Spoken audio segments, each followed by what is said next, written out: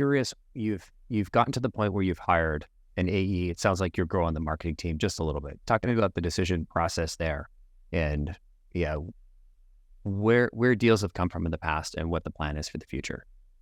Yeah, so where deals have come from in the past, and to an extent still come from to this day, is through relationships. And that is the benefit of having a very specific ICP. Our niche by and large is going to be, again, growth stage B2B software companies. And the ICP that we sell into is going to be predominantly the VP of sales or chief revenue officer, and, to an extent, maybe director, VP level enablement leaders. Now, when you think about that demographic, you think about the demographic of a VP of sales or chief revenue officer of a fast-growing B2B tech company. A lot of these folks tend to know each other, right? Why do they know each other? Because they spent their previous years at companies like Salesforce or LinkedIn or Oracle, whatever the case may be. So there's like this really cool network of these folks that all tend to know each other to an extent, like keep in touch with each other.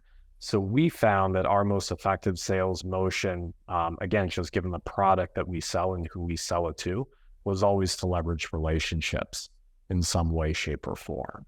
Now, to your other question, why did we start building out the marketing team and the sales team relatively recently?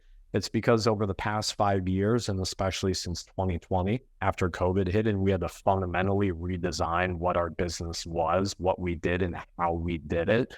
We spent about 2 years getting to the point where it's like, great, we have this proverbial fire that is already built, right? We know the fire has been built. We know it's sustainable. Now is the time where it makes sense again for us, a profitable bootstrapped company, to start investing in gasoline to pour on that proverbial fire. And that's what caused us to say, now's the right time to start investing in sales competencies on the sales front, as far as additional headcount, but also leadership on the marketing front.